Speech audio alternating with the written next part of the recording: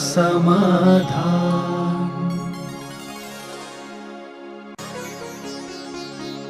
नमोस्तु गुरुदेव। यदि छात्रावास की स्थापना नहीं होती तो आज श्रावकों को जो लाभ मिल रहा है वे कैसे मिलता? समय समय पर जब त्यागी वृत्ति और साधुओं का अभाव हो जाता है तो गृहस्थों के लिए भी इस कार्य में कदम उठाने की परंपरा मिलती है। जिस समय यहाँ पर ऐसा राज्य था कि दिगंबर मुनि नहीं थे, तो उस समय जब दिगंबर मुनियों के द्वारा प्रभावना नहीं हुई तो भट्टारकों को ये बांगडोर अपने हाथ में लेने पड़ी। जहाँ भट्टारकों की भी गति नहीं थी वहाँ पंडितों को सामने आना पड़ा। 12वीं शताब्दी के बाद पंडितों ने बांगडोर संभाली, क्योंकि मुनियों का होना संभव नहीं था। और 600-700 साल तक, अभी तक कहना चाहिए 19वीं शताब्दी तक, 12वीं शताब्दी से लेकर के पंडितों ने जाकर के ज्ञान की बांगडोर संभाली। पंडित आसादर जी बढ़ने हुए हैं राजस्थान के मांडलगढ़ के, 1232 की समय पर उनका काल माना जाता है।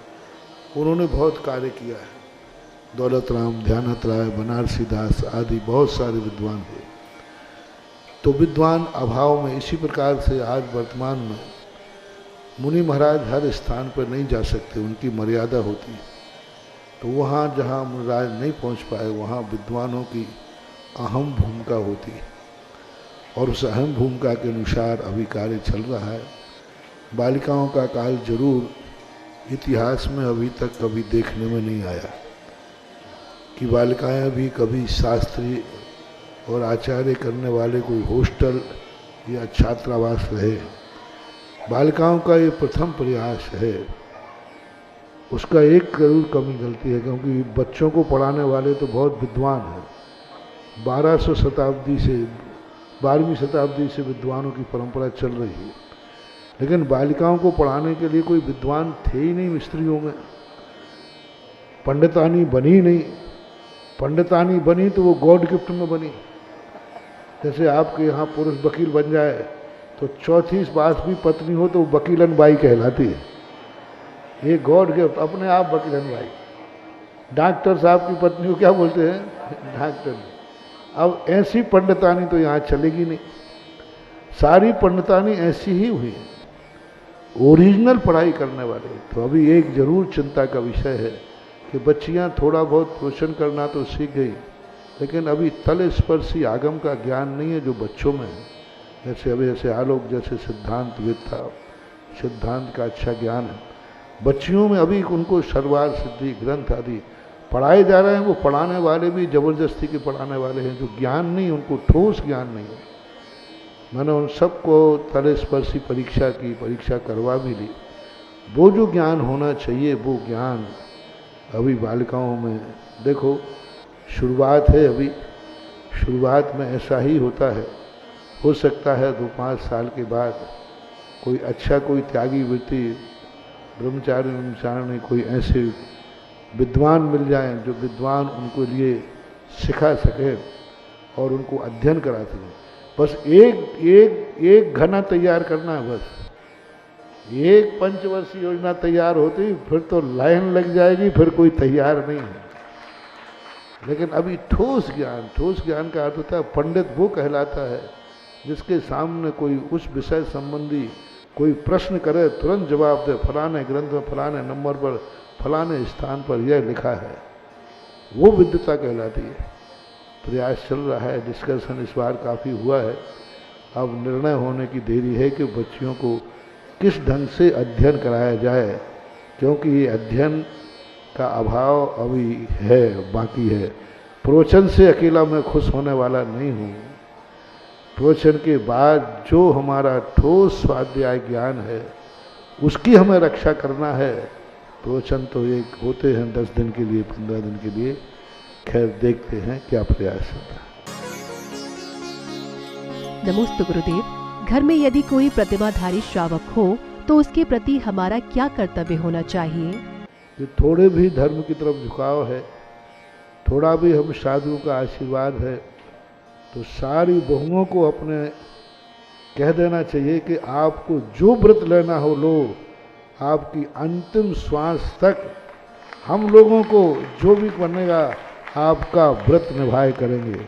अंदर की बात तो तुम कह नहीं सकते, अंदर तो उनका खुद का है, परिणाम अच्छे होंगे बुरे होंगे वो जाने, लेकिन बाहर का जो निमित्त है, बाहर की जो व्यवस्थाएं हैं, उन व्यवस्थाओं में परिवार के लोग बहुत, ये प्रश्न बहुत अच्छा प्रश्न है और ये प्रश्न इनकी तरफ से होकर के सारे जगत के लिए वो जवाब है कि घर की जितनी बहुएं हैं, जितने बेटे हैं, इनके अपने माँ बाप पर, सास ससुर पर सबसे बड़ा उपकार, कुछ मत करो, धन दौलत का कोई विकल्प मत करो। हर बेटा बहू को अपने माँ बाप सास ससुर को एक ही आश्वासन देना है, तुम जो भी धर्म का नियम लोगे, नियम से ये मत सोचना कि इसका कौन पालन कराएगा, बाहर की जितनी चर्या है हम लोग पालन कराएंगे। अब इससे बहुओं को क्या लाभ होगा, वो सासू व्रत लेवे या नहीं लेवे, लेकिन तुम्हारा पुण्य तो बंद ही गया, क्योंकि तुमने छूट दे दी। तुमने छूट दे दी तो उसका लाभ ये होगा कि जब तुम्हारी वृद्धावस्था आएगी तो तुम्हारी बहू ऐसी मिलेगी कि तुमसे भी वो कहेगी कि आप तो व्रत लो, तुम व्रत जरूर ले लोगे। हर के लिए, सबके लिए सोचना, बेटों को भी सोचना है, अपने पिताओं से कहो आप व्रत लीजिए, आप प्रतिमाएं लीजिए, आप पालन करने की चिंता मत करो, जब तक आपका होश हवास है हम आपके व्रत, यदि आप बिस्तर पे भी पड़े रहोगे तो भी हम तुम्हारे व्रतों में दोष नहीं लगने देंगे, वहाँ भी हम कुएं का पानी पिलाएंगे, वहाँ भी हम शुद्ध भोजन कराएंगे। तो ये बहुत अच्छी परंपरा हो जाए और यही आश्वासन काफ़ी है, इससे ज़्यादा और कुछ वृत्ति बनने वाली सासुओं को इससे ज़्यादा कुछ नहीं चाहिए। और बेटर है कि अपने हाथ से कराएं, ऐसा नहीं अच्छा महाराज जी ठीक है हम 10 नौकर लगा देंगे, नहीं, नौकर एक मजबूरी है। लेकिन जब घरों में रहें तब अपनी 16 के खाने वाली सासुओं को गरम गरम बहुओं को बना के खिलाना चाहिए, अवभाग्य मान के खिलाना चाहिए। अरे त्यागी वृत्तियों के भोजन देने के लिए तो लोग कहाँ कहाँ जाते हैं, तुम्हारे भाग्य है कि तुम्हारे घर में कोई वृत्ति है। घर में एक ना एक वृत्ति होना चाहिए। वृत्ति, अभी मैंने कुछ दिन पहले प्रवचन दिया था, एक घर में कोई प्रतिमाधारी हो, समझ लेना वह घर महान। 16 का कोई खा रहा हो इस युग में, अवभाग्य मानना कि मेरे घर में कोई तो 16 का खाता है। मैंने तो ये भी कहा था कि ज़्यादा नहीं बनता है तो प्रत्येक जैनी के घर में एक एक दिन 16 खाने का नियम लेना चाहिए, एक एक दिन। वो चौके देखो फिर क्या होता है, चौथे काल के हार हो जाएंगे हमारे। अभी तो तुम लोग चौका बनाते हो महाराज जी के लिए, महाराज के हार के बाद क्या चकड़दम होता है चौकों में। वो तो गली मत है कि मैं पीछे लौट के देखता नहीं हूँ, शुद्धि अशुद्धि कोई ध्यान नहीं रखता। जैसे हम हार करके उठते ना तो कपड़े वाले पैंट शर्ट वाले सब घुस जाते चौके में। क्यों भाई? क्योंकि आपके बाद महाराज यहाँ कोई 16 का खाने वाला नहीं है। और होना क्या चाहिए, कोई ना कोई 16 का खावे, कोई नहीं है मान लीजिए तो यहाँ तक कर लीजिए कि प्रतिदिन एक व्यक्ति 16 का, मान लो आप लोग 10 लोग हो तो एक व्यक्ति एक दिन 16 का खाएगा। कुएं का पानी मर्यादा है, जैसा चौका लगता है एक दिन, दूसरे दिन दूसरा, तीसरे दिन तीसरा, चौथे दिन दूसरा, और 8 लोग हैं तो 8 दिन में एक बार नंबर आएगा। महाराज इससे क्या होगा, इससे ये होगा कि प्रतिदिन घर में शुद्ध भोजन उस व्यक्ति के लिए बनेगा, और यदि उसमें महाराज आ गए तो महाराज की अंजलि चौथे काल का भोजन ले लेगी। क्योंकि बनेगा किसको, क्योंकि एक व्यक्ति ने नियम लिया ना कि एक व्यक्ति 16 खाएगा, तो बनेगा उसको, और वो फिर दान दिया जाए अतिथि को, तो बहुत बड़ी चीज़ है। ये संस्कार होना चाहिए। अच्छा प्रश्न। नमोस्तु गुरुदेव। मूल नायक भगवान का क्या महत्व होता है और उनकी क्या शक्ति होती है? मूल नायक भगवान अपने आप में मूल नायक, जिस समय संकल्प किया जाता है उसी समय से उसकी एनर्जी अपने आप में बढ़ जाती है। वो मंदिर के अधिष्ठाता बन जाते हैं, मंदिर की सारी शक्तियाँ वहाँ केंद्रित हो जाती हैं। भक्ति पूजन करने वाले सबसे पहले मूल नायक पे ही जाते हैं। तो मूल नायक जब वो प्रतिष्ठा होती है उस समय किसी ना किसी को तो मूल नायक बनाना ही पड़ेगा। बिना मूल नायक बनाए बिना हम किसका मंदिर है कैसे कहेंगे। नमोस्तु गुरुदेव। ब्रह्मचारी भैया और ब्रह्मचारिणी दीदी द्वारा जब आहार में अव्यवस्था होती है तो हम कैसे उनसे अनुनय विनय करें? पहली बात तो देखो भाई, मेरा सिद्धांत तो यही है, मैं चौके वाले के पुण्य के उदय से गया हूँ। हमारे लिए चौके वाले के हवाले कर दो, वो दशा करे तो ठीक है, दुर्दशा करे तो ठीक है, खिलाए तो ठीक है। देखो सबसे बड़ी व्यवस्था है, महावीर स्वामी की चंदना के पास गए, छिलके खिलाए तो भी उन्होंने लिए, चौके वाले के हवाले कर दो। किसी के भी जाने की व्यवस्था की जरूरत ही नहीं है, और चौका वाला जो चाहे वो करने दो। महाराज को हवाले करो चौके वाले के, वो 1 घंटे के लिए महाराज चौके वाले के, उसको जो करना है चौके वाले को करना दो। मुझे विश्वास है मेरा पढ़ाने वाला जो भावना से करेगा वो छिलके के दाने भी मुझे अमृत का काम करे। ऐसी स्थिति में मैं तो बिल्कुल स्पष्ट पसंद ही नहीं करता हूँ। कोई हाली बीमारी होती है किसी को तो औषधि मात्र दो, बाकी सब चौके वाले पे छोड़ दो। औषधि दो, वो उनको बता दो भाई ये औषधि है, देना है। और जब औषधि के अलावा कोई भी चीज़, कोई भी व्यवस्थाएं नहीं करना चाहिए, नहीं होना चाहिए, कुछ नहीं श्रावक, उससे 2 हानियां होती। देखो किसी को बुरा नहीं मानना, प्रश्न अच्छा है। पहले संघ संचालक चलते थे, संघ के चौके चलते थे, लोग चौके लगाना भूल गए। क्या करते थे कि संघ का चौका लगता था ना, संघपति, सब सामान किसको रखा है, संचालिका होती थी उसको दिया है सब सामान, सब सामान उनको दे दिया, बस यही काम रहता था। और वो सामूहिक बनता था और संघपति के लोग कहलाते थे। अब लोग आहार देना भूल गए थे। जैसे वो सीधा होता ना, सीधा ऐसे सीधा जाके चौके में रखा है कि साहब मेरी तरफ से, सब आहार देना भूल गए थे। बुंदेलखंड भूल गया था। पूज्य गुरुदेव की बदौलत है कि आज बच्चा बच्चा आहार देने के योग्य हो। उन्होंने वो संघ के चौके बंद कराए, संचालिकाओं के चौके बंद कराए। इसके पहले तो आप देख लीजिए जितने बड़े बड़े संघ थे सब में संघपति और संघ संचालिकाएं हो गई थी, जितने बड़े बड़े संघ थे, और सब आहार देना बंद कर दिया था। और देते थे तो 2-4 बूढ़ी फूढ़ी माताएं होती थी ना, बस वही देते थे, बच्चों को तो यूं छू भगो हो जाते। तो ये सब परंपरा, आज पूज्य गुरुदेव की परंपरा देखो, आज हर व्यक्ति, हर घर में चौका लगने की हिम्मत है। और हर बच्चा, 2 बच्चे भी हैं, 2 परिवार भी हैं, लगा लेंगे साहब चौका, कौन से वो परेशानी होना है। आज इसने कितना सरल कर दिया, कितना सरल कर दिया, आप कल्पना तो करो। इतना आचार्य सिंह ने सरल किया।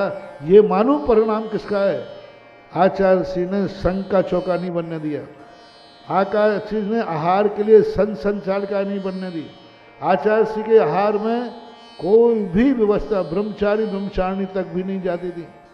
एक दिन ब्रह्मचारी आएगा, दूसरे दिन, तीसरे दिन भैया अब क्यों आहार हो गया ना, 2 दिन अब पधारो। तीसरे दिन जाते ही आचार्य सिंह लगा देते थे। हम लोग संघ में रहे, संघ के साथ ब्रह्मचारी भी आहार मुश्किल से दे पाते थे, कभी कभार 2 दिन से ज्यादा रेगुलर गए और आचार्य सिंह तुरंत बाहर हो जाओ। कोई आचार्य सिंह, अभी आचार्य सिंह अस्वस्थ हो गए, अभी की बात मत करना। अभी आचार्य सिंह की देखो, अस्वस्थता की बात मैं कभी नहीं बोलूँगा। आचार्य सिंह जब स्वस्थ थे, बोलो यहाँ कौन जाता था व्यवस्था के लिए उनके चौके में, ललितपुर में भी खूब रहे, कौन जाता था? कोई व्यवस्था नहीं, कुछ नहीं करना है।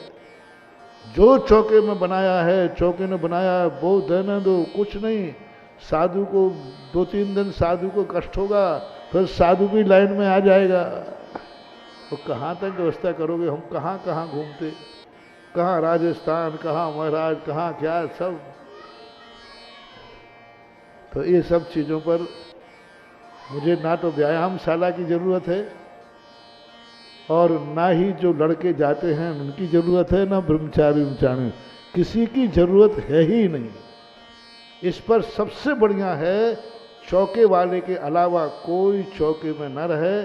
जो जाए एक गिलास देवे और चौके में व्यवस्था नहीं करे। एक व्यक्ति जावे चौके में आहार देवे, एक गिलास दो और बाहर हो जाओ। आहार व्यवस्था के नाम से मत जाओ, जाना ही है तो आहार देकर वापस आ जाओ। इसलिए ना तो मैं व्यायामशाला को छूट दे रहा हूँ, ना कोई बच्चों को छूट दे रहा हूँ। मेरा तो एक ही है, चौका वाला है। चौके के बाहर आप सारी व्यवस्थाएं करो, चौके में मात्र चौके वाले की व्यवस्था होना चाहिए। और जो चौके वाले ने बनाया है वह आहार हमारे लिए अमृत है और मैं उस चौके के उस आहार से संतुष्ट रहूंगा और संतुष्ट रहता हूं। इसलिए ये सब चीज़ों पर इस पर कंट्रोल होना चाहिए। कोई बाहर से सामान नहीं जाना साधु के लिए, कोई साधु को बाहर से व्यवस्थाएं नहीं करना, ना वॉलंटियर करें। वॉलंटियर करना है चौके के अंदर नहीं, चौके के बाहर। और वो भी करें तो जो आ रहे हैं देने वाले उनको लाइन लगाएं बस। आहार पे ना जाएं, आहार की चीज़ें ना ले में देवें, उनको देने दो। कोई चीज़ भूल जाएंगे तो भूल जाएंगे, साधु का अंतराय कर्म का होगा तो भूल जाएगा, उसके दानांतराय कर्म का उदय होगा तो भूल जाएगा। इसमें घाटा क्या है? तो भूलने दो। इस संबंधी व्यवस्थाओं को बिल्कुल रोक लगा दीजिए और इस पर कल से चालू हो जाना चाहिए व्यवस्था। कल से कोई भी व्यवस्थापक नहीं रहेगा, कोई भी नहीं रहेगा। घर चौके के बाहर आप व्यवस्था कीजिए, चौके के बाहर आप रुकिए, अंदर चौके वाला और हम दोनों को निपटने दीजिए। देखो फिर क्या मजा आता है। नमोस्तु गुरुदेव। बोली लेने का मापदंड क्या होना चाहिए? दोनों देखना चाहिए। कभी कभी क्या होता है अपनी परिस्थिति के अनुसार, लेकिन जैसा धंधे में कभी कभी आपकी परिस्थिति नहीं होती है, आप लोन लेकर के धंधा करते हो, लोन लेकर मकान बनाते हो, इसी प्रकार कभी कभी भावना को महत्व देना चाहिए, कभी कभी परिस्थिति देखना चाहिए। ये मौका देखकर करना।